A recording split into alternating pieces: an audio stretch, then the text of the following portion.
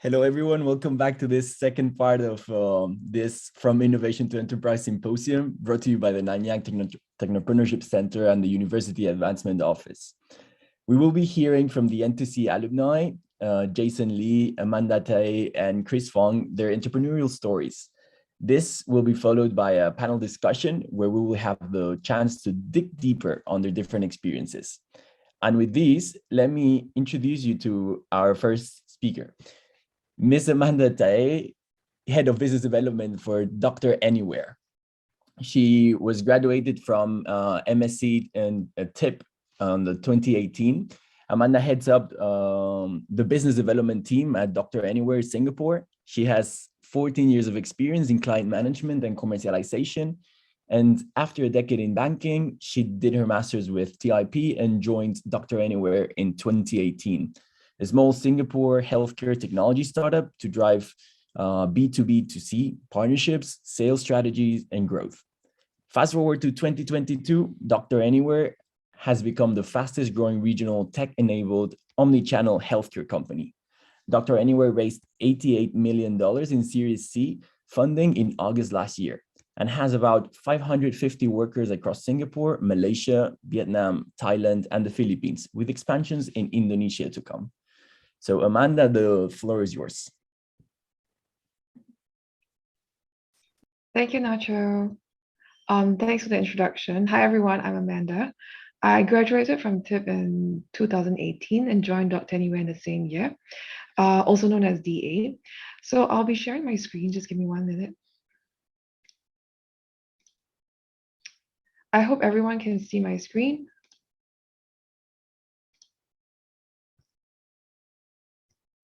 Okay, so just a quick introduction. DA started off as a telemedicine company with 8 clinics in Singapore. We had a simple vision of just bringing healthcare to users, but very quickly we realized that telemedicine, together with 8 clinics in Singapore, is not enough. So to be the healthcare provider of choice, we had to become an omni-channel healthcare provider, and our vision became clearer. So now we are striving to be a connected healthcare ecosystem that brings quality, high quality, accessible, and affordable healthcare to everybody.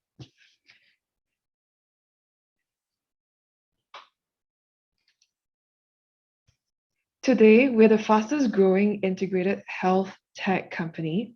Since I've joined within a short span of 3.5 years, we went from 40 people sitting above in a shop house to more than 500 employees in the region. We have completed 2 M&As, merger acquisitions, in the last 3.5 years. We've expanded overseas.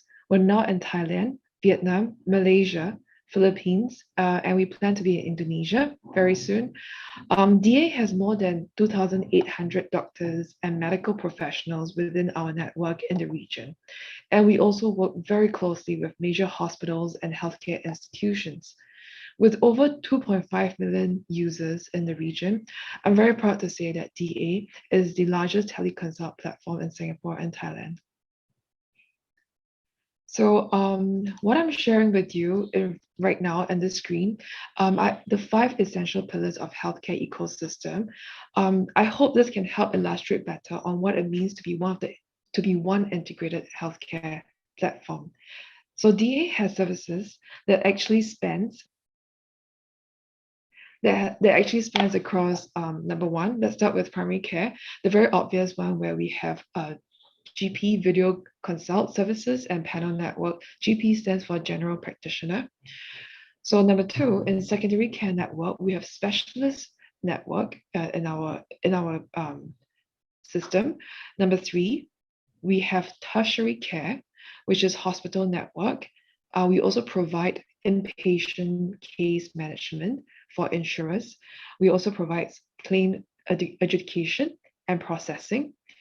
And then number 4, under step-down care services, we have again our video consult services, our home-based services where we provide home-based nurses, home-based vaccination, home-based doctors as well.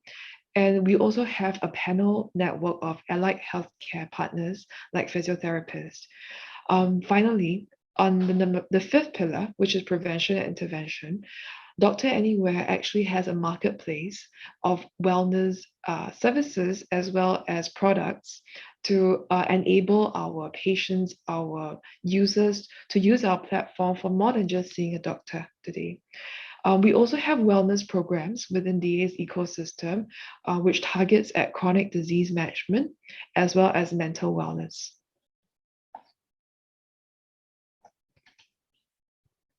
Of course, not everything is entirely rosy. The reality is DA's regional journey has just started. Internationalizing a health tech solution has several key challenges. So I think just to name a few, top of mind is one, we have to change users and payers' mindset and habits. That's incredibly difficult, right? I'm just going to give you an example. In Vietnam, it's vastly different from Singapore.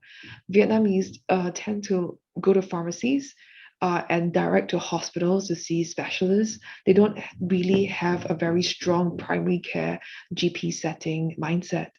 So for us, we had to open pharmacy in order to get a foothold in Vietnam. So another example is navigating each country's government regulation and policies. I'm sure this is not unique to DA. It's for every company out there who is doing a regional, who is doing it, who is internationalizing their business. But respective to DA services, we have to adhere to local Ministry of Health restrictions. We have to localize our engagement strategy as well as marketing. So these are enormous challenges as well. And we have to build a team that brings me to my third point, where we have to scale the business beyond Singapore during a pandemic. Firstly, we are navigating a very highly ambiguous environment in the region, and there's escalating healthcare costs because we are fighting for the same pool of healthcare workers, resources as the government, as the local institutions, especially in the pandemic. It's very difficult to hire as well.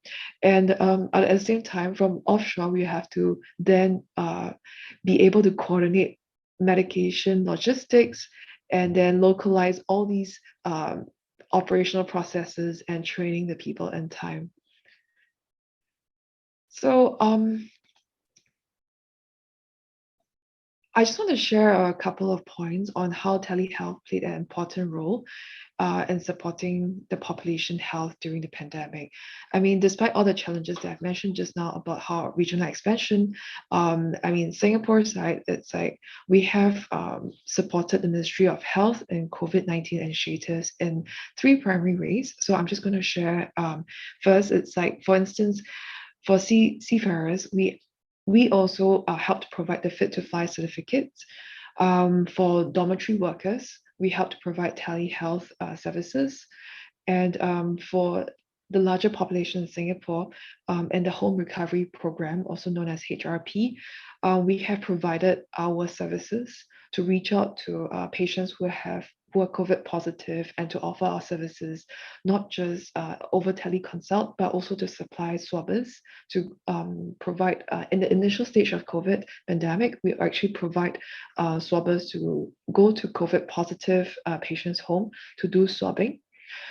So we're proud to have played an important role in keeping Singapore going through our services and platform. For many of the projects, it was really an all hands on deck situation for DA team.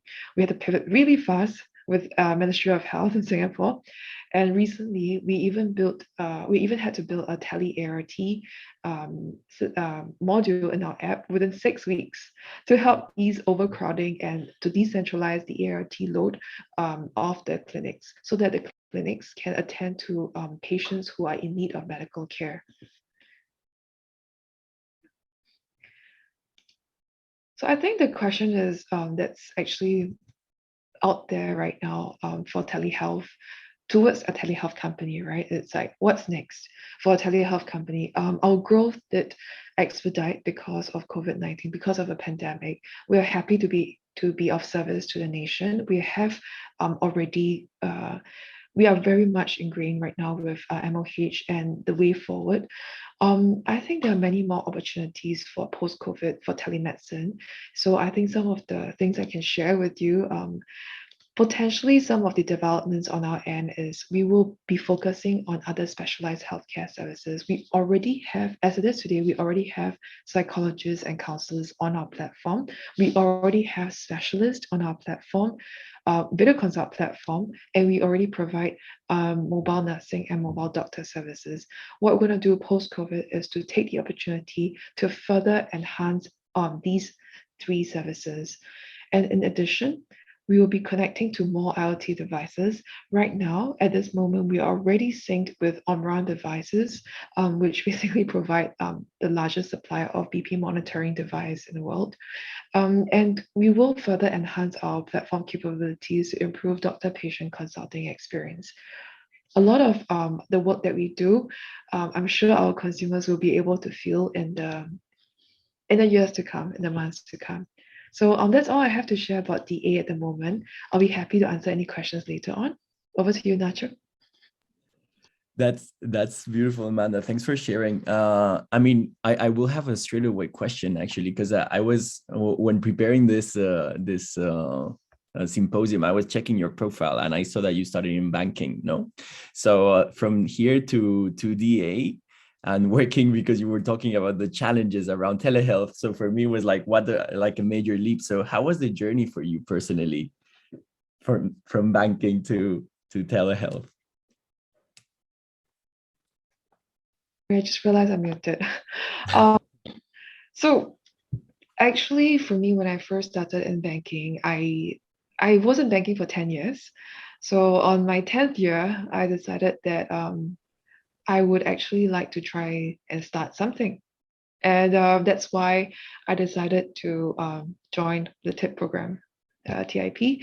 And when I started TIP, all I was thinking of is perhaps I could do something related to finance industry, because that plays to my core strength. But I think I realized through the program that during my banking years, my primary focus was actually private banking, which is management of relationship. So a lot of the skills that I had as in private banking is transferable, and it could transfer to any industry I would like to work in. And I decided to then expand my horizon a little bit and think a little bit further as to how else I would like to impact the society. And I realized also through the program, I don't have to start something new. I can just simply join an organization which shares my vision. And that's why I joined DA after I graduated from TIP. Actually, I did get the inspiration while I was in the program, because I had to participate in a lot of business case, right?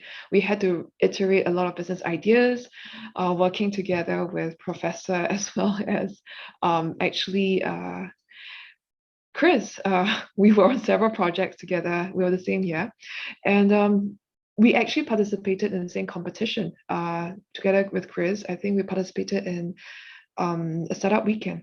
And then that startup weekend, in particular, there was a presentation on telemedicine by a doctor. I didn't think much of it then, but after I graduated, I got in touch with some friends, and I realized there was a startup, and there were only 30 people there. Like I said, we were working above a shop house, and downstairs below it was an eatery. It was a very, really, really bootstrapping situation. And what I didn't expect was a pandemic that escalated this entire take up. Yeah. So yeah, I know that was a long explanation, but that was how No. I love it, and I will pick up on that.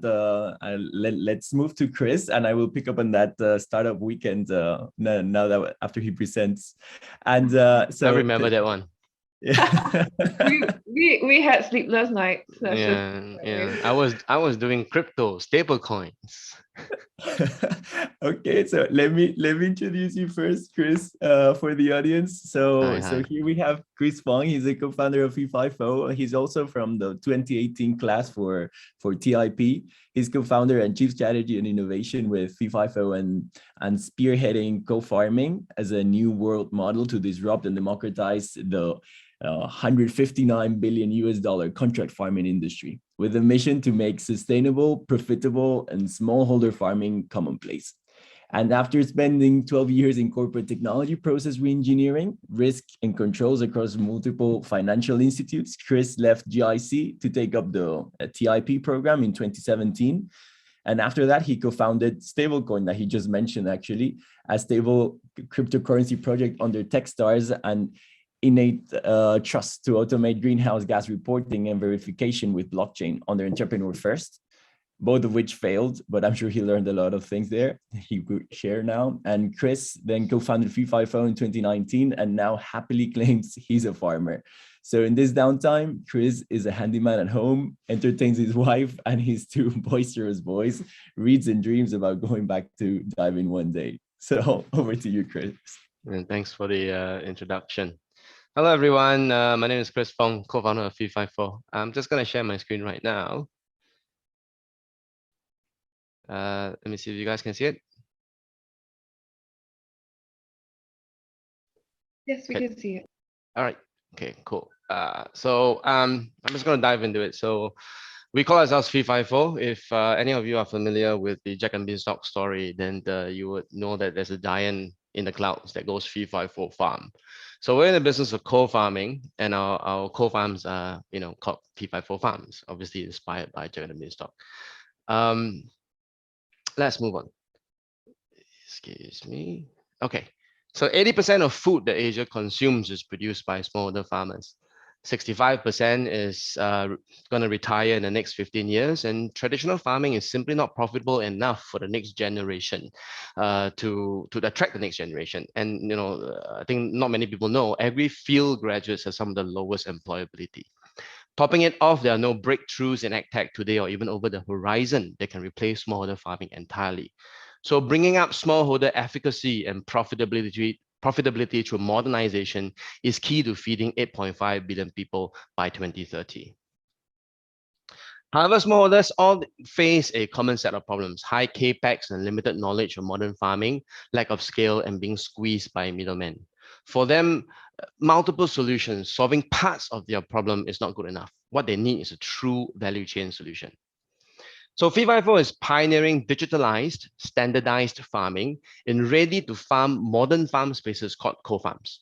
Smallholder farmers can now start modern farming businesses easily in our farm spaces, becoming what we call agripreneurs.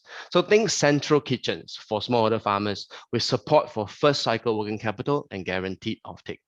We are backed by regional VCs from Singapore, Malaysia, and Korea, soon to also have investors from Indonesia in the trenches with us. So how do we work? Essentially, 354 takes down long-term agri-land leases. We build enclaves of co-farms around major cities in Southeast Asia. We recruit existing farmers and existing traditional farmers and agricultural graduates to lease farm spaces of 1 to 2 acres for 3 years, where they grow cash crops pre-curated by 354. Then as a network, we help them standardize their operations and go to market for strength in numbers. So our co-farms are equipped with standardized commercial crop systems. Think greenhouses, think drip irrigation systems, or what we call fertigation systems or hydroponic systems, including shared facilities like nurseries, packing centers, and even accommodation for the agripreneurs and the workers. We provide help with their first cycle working capital to get them kick-started. Then they simply grow with standardized workflows and protocols on our proprietary digital platform. Finally, they sell their harvest to guaranteed off-takers that's already pre-established by 354. So all they need to start is 3 months of rental as security deposit and a great attitude. Now, 354's DDFM platform is a secret sauce behind co-farming where so many other similar concepts have failed. It helps co-farm operators like us digitally standardize crop growing models and protocols for agripreneurs to grow against. And it helps us manage this decentralized network of smallholder farmers by automating and consolidating their needs around financials, inventories, sales, and logistics. With our DDFM mobile app that all our agripreneurs have to use when they're in our co-farms, their entire seed to sale process is turned into simple to use digital workflows. DDFN ensures our agripreneurs set aside enough funds from harvest sales to start a new cycle and to buy the right inputs in the right amounts. It helps them manage their operations and grow consistently with digital crop cycle management and operating procedures. And it helps them record and prevent fraud during harvest and also to account for sales and rejects so they know how profitable they are from cycle to cycle. We charge a monthly farm space as a service fee based on the type of farm space that agripreneurs lease from us, and we profit share with them between 2 to 5 times a year, depending on the crop. We also earn licensing revenue through licensing of our co-farming model and our proprietary technology for white-labeled co-farms. Agripreneurs in our co-farms pay themselves a monthly salary on top of the profit sharing and can expect to take away 13,000 to 18,000 USD per minimum crop plot in annual income. And that's about 1.5 times to 2 times a fresh graduate pay and more than 10 times that of a traditional farmer. Through rental or profit sharing, landlords can get 1,008 to 2,008 per acre in annual income, and that's comparable to them operating a palm plantation themselves without doing all the work. And finally, FIFO and our licensing partners enjoy an average per acre revenue of 18,000 per year, letting us triple to 5 times that capex value in revenue over a co-farm's operational lease. Now, Southeast Asia has 330 million rural population, 304 million underutilized acres of agricultural land, and $159 billion contract farming market opportunity for FIFO to be the world's first decentralized outsourced contract farming network. We're headquartered in Singapore. Our vision is to scale up to 5,000 acres of self-operated co-farms across 6 Southeast Asian countries in 10 years, and to further license the co-farming model globally to make it truly the new world model for profitable smallholder farming. So at 5,000 acres, we enable more than 4,000 agripreneurs, which in turn employs more than 8,500 farm workers from local community. And that impact is compounded multiple folds through licensing of our model NDDFN. So co-farming directly progresses many ASEAN countries' national targets with the SDG goals of 2 and 3, specifically 2.3, 2.4, and 8.3. We directly lift livelihoods, grow enterprises in agriculture, and provide employment, training, and knowledge to the local community. And we do that by modernizing the demographic that grows 80% of Asia's food, democratizing costly commercial farm infrastructure, and promoting financial inclusivity. Last year, we were covered in Business Times as a way to feed the nation for the other 70% of the country's nutritional needs. We hear a lot about 30 by 30, but even if you execute flawlessly for that, there's still 70%. And we, as an outsourced contract farming network, is the perfect person to go tackle that issue. We were also brought as an example by DPM Heng during Singapore International Agri-Food Week last year as critical to tackling zero hunger. So that's us in a nutshell. At FIFO, we aspire to be the beanstalk in our logo to lift up that bottom 40 of the income pyramid.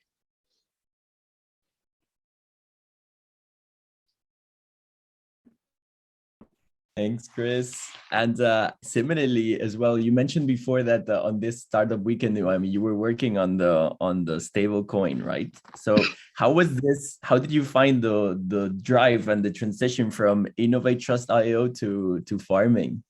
So these were actually 2 things, right? But the first one was Stable One, which was an attempt to try and see whether we can do crypto stable coins in Singapore.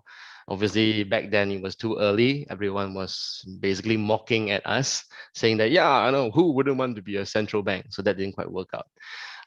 And then Innovate Trust was when I was under Entrepreneur First, again, using blockchain, hopefully to bring accountability to green bonds, because there's a lot of greenwashing out there, and there still is a lot today. But I think at that time, again, the idea was a bit too forward, and regulations and all are still catching up. Government agencies were very interested, but simply the big emitters like the oil, the silicon fabs, and all that, they weren't too interested to entertain. So that one was also out of the way. That kind of bring me back now to the FIFO. I suppose your question to Amanda earlier would also be applicable to me. How did I spend 12, 13 years in the corporate world, again, also in financial institutions most of the time, into farming? So not too different from Amanda. I mean, I was focused pretty much on process re-engineering, digitalization of processes, designing systems, designing business models, and all these are skill sets which are very critical, very transferable. And in fact, that's what I do for FIFA4. I put on the lenses from that angle and look at very traditional manual, commercial farming processes. How do we digitalize that? How do we democratize that to, smallholder farmers who at best knows how to use a smartphone to get onto Facebook, to talk to their friends on WhatsApp, etc., etc. How do we make sure that all these smallholder farmers can benefit and operate according to professional commercial processes? And that's what we do. That's awesome. I mean, I love it. And also, as you said, it's tied to what you said before, but also the timing when you develop a solution, right? Because things like what you were mentioning on the green bonds as well, I face that problem today, actually, like when looking at the offset market. So solutions like the one that you mentioned that people were mocking at you, I mean, today, it would be like, I would jump into it straight away. So yeah, that's very very relevant to me. So yeah, thank you for sharing that part of the story, and then I will follow on that later on the discussion after I introduce Jason. So now I will introduce Mr. Jason Lee. He's founder of Six, and also he's from the TIP class of 2010. He's founder of the local fragrance brand Six. He has made waves since its inception in July 2016. And from a humble collection of 3 cents created in partnership with his former employer, Guy Baudin, a renowned Swiss-based fragrance house, Six has since established itself firmly in commercial ambient scenting at malls such as Funan Digital Life, Mall, 313 at Somerset, Orchard, and Gem, just naming a few. The company creates bespoke labels and conducts workshops for luxury brands such as Piaget, Lexus, and Ritz-Carlton. And Six has been commissioned to create scents for perfume tags in product packages using traditional herbs. Also, Six has created the world's first traditional Chinese medicine perfume with Ouyang Sang, a famous local TCM healthcare company.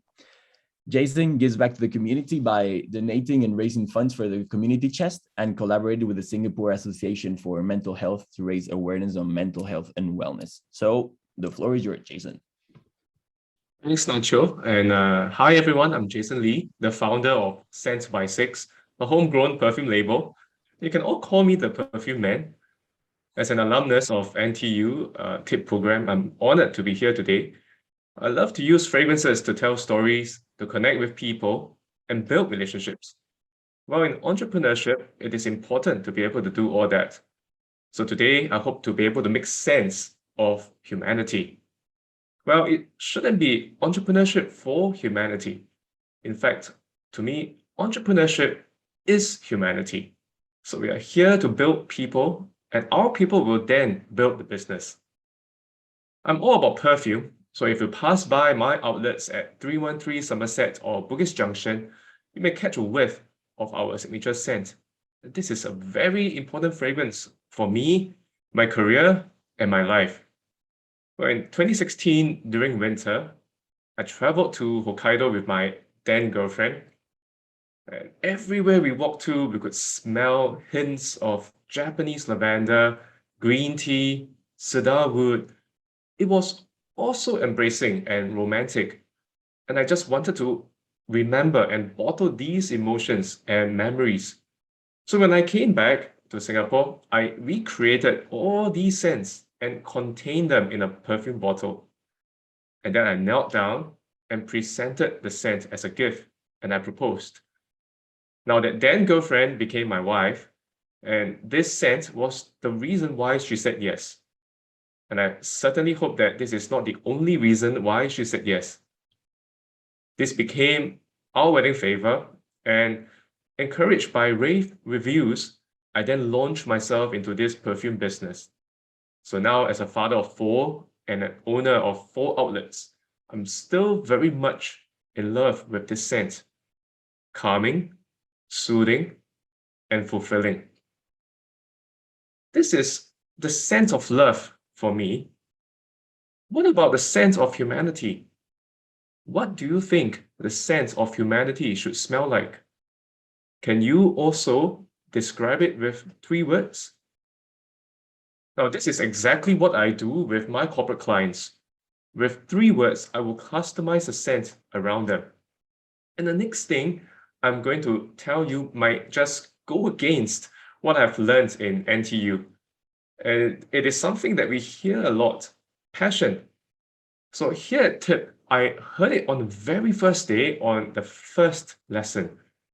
The lecturer back then was Prof. Tan Tian Ki, and he encouraged us to read this book thoroughly, The Passion Plan.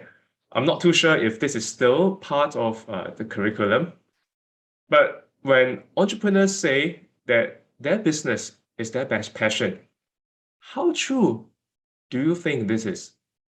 Well, I'm good at crafting a fragrance and telling stories, but my real passion is in volunteer work, reading and working out.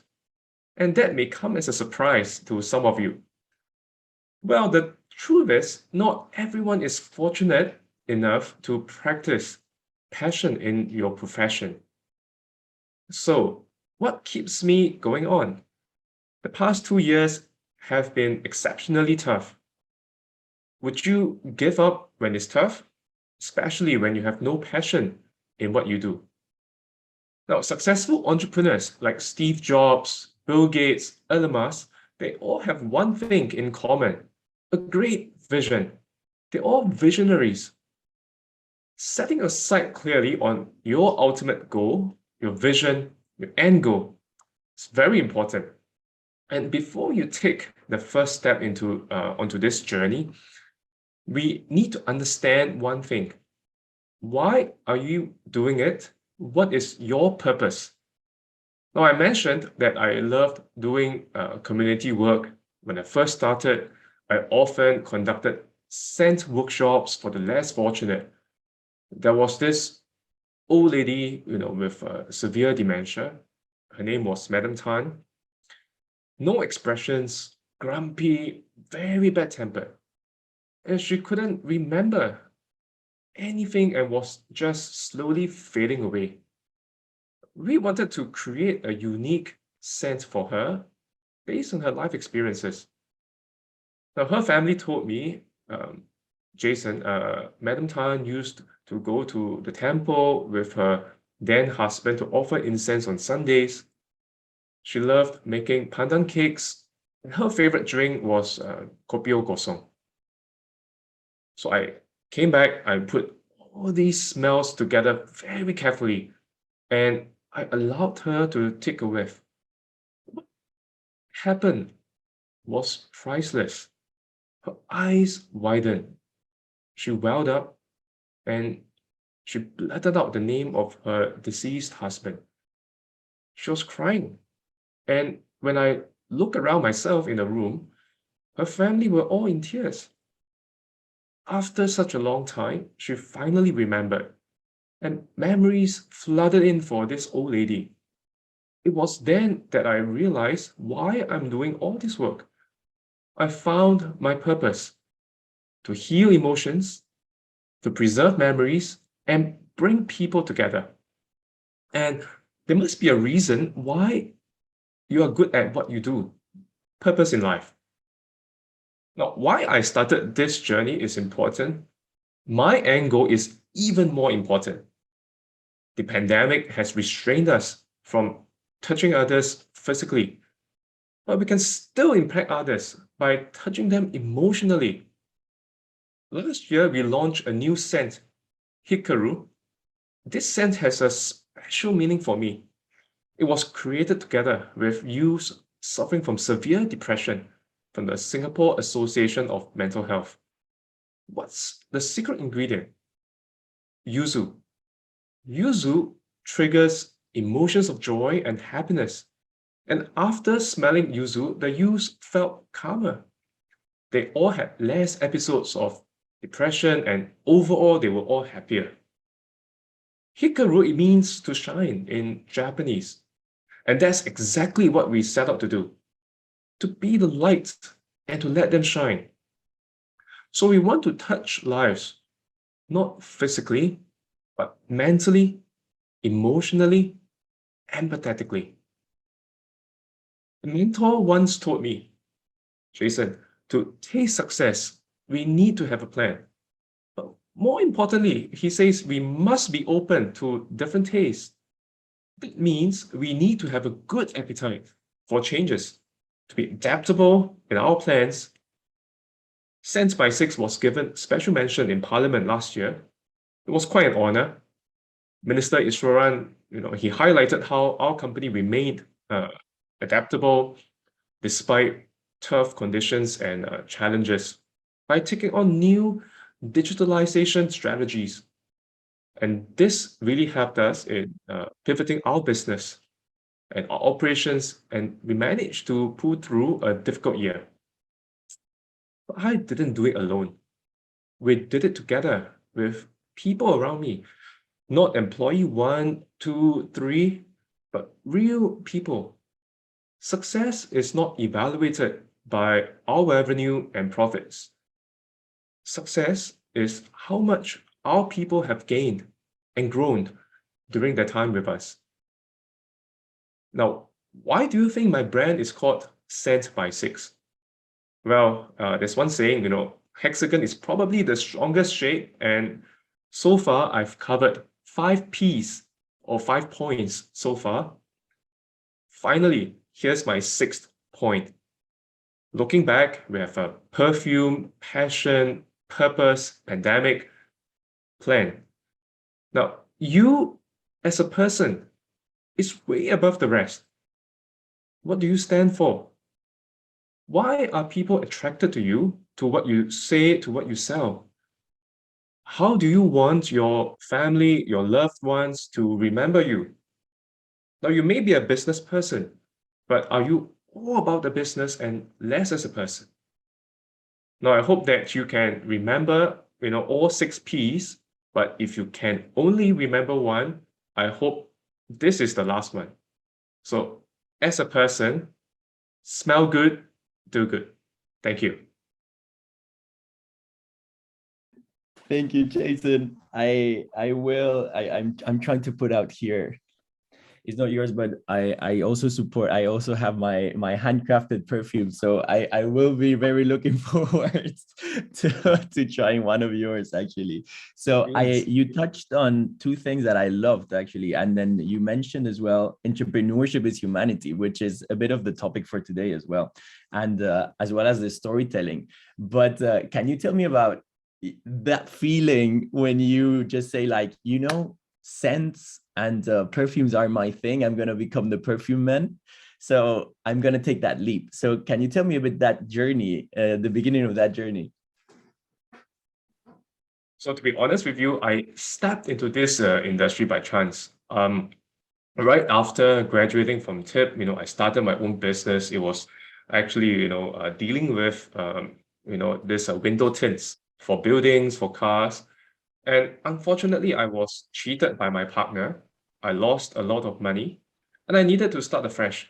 So at a point in time, I decided to venture out, get out of comfort zones to look into new industries. And somehow, I managed to come across, a major health and beauty MNC. The name is Givaudan. And after 5 or 6 interviews, I was hired as a management associate.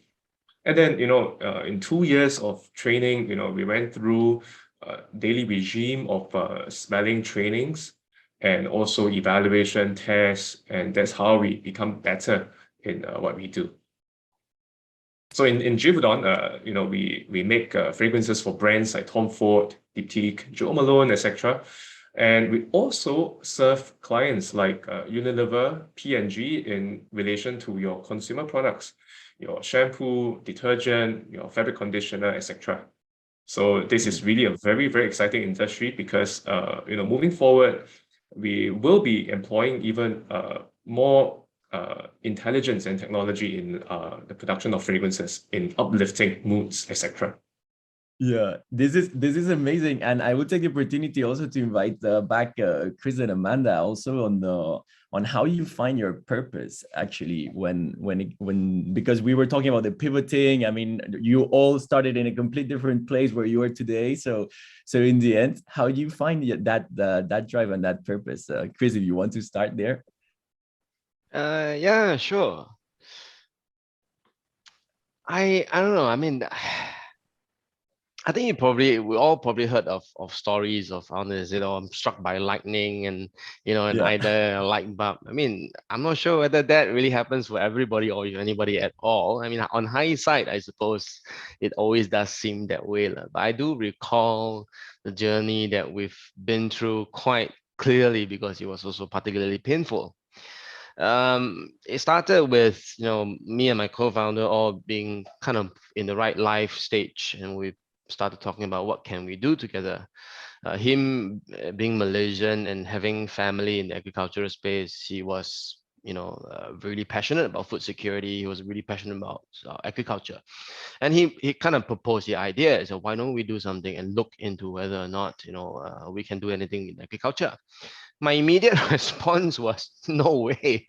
You are a city boy. I am a city boy. What do we know about growing? I mean, as far as I know, until then, whatever I touched died. So I had no, green thumbs or whatsoever. But he kind of just convinced me to say, look, I've got a couple of childhood friends back in Malaysia who are smallholder farmers themselves. They've been running farms, but they seem to be having a lot of problems. So why don't we meet them and talk about it?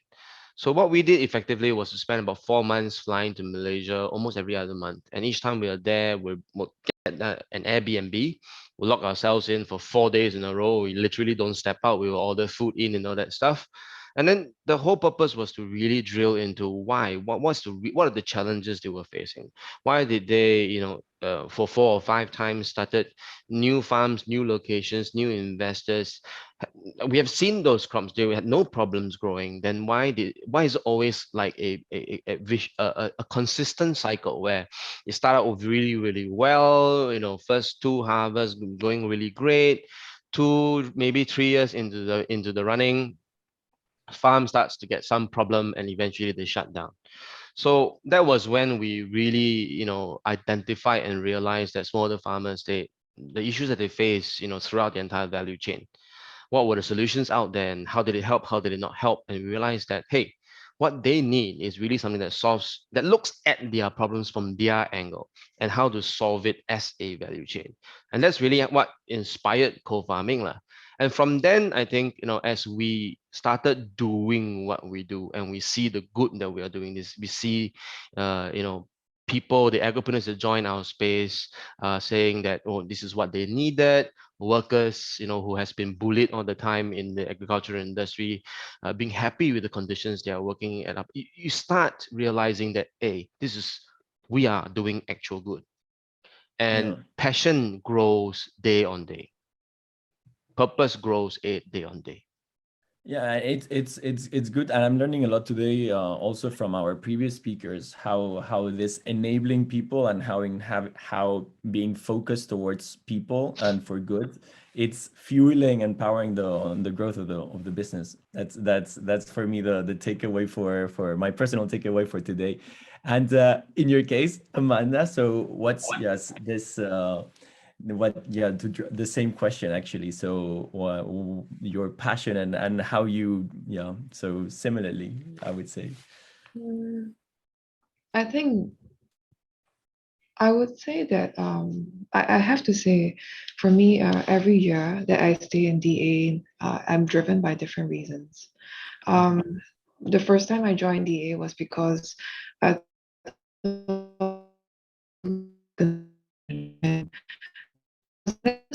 it leverages our current technology. It leverages on the fact that people have smartphones, the connectivity that we have now. And sorry, I'm not sure if y'all can hear me because my screen kind of froze. It's breaking a little bit, but I think we can still filter out. Okay. Okay. So basically, what I'm trying to say is that when I first started out at DA, I thought this entire solution was elegant, and I thought that yeah, I could leverage on my ability to sell this solution, and although I'm not building the solution. Yeah, I think we lost Yeah. Amanda. Connectivity issues. Yes, we lost Amanda. But yeah, well, anyways, so it's hi Amanda, hello back. Maybe try just removing your video, go off video and then just go on Yeah, audio. I'll give it a try. That will yeah, that Yeah, will I'm save so some sorry bandwidth. about it. I'll speed this up Oh, then. no. Okay, so basically, I joined and I sold telemedicine to corporates. And the reason why this was critical is because it's like Singapore's healthcare infrastructure is highly dependent on employee benefits, which is the corporate benefits in Singapore. So if you look at the infrastructure, by selling to corporates, by being able to ingrain myself in the employee benefit structure, I will be able to reach out to more consumers. And when you help telemedicine go mainstream, that's when the government will pick up paces, and they will enable telemedicine for the less fortunate, for those because they realize it's trialed, it's tested, private market is paying for it, and they will enable it for the bigger community who actually do need it for free. And the hospitals will start picking up, and it's true. Although it took a pandemic for this to happen, but it is true. Now, hospital at home is a huge topic for MOH.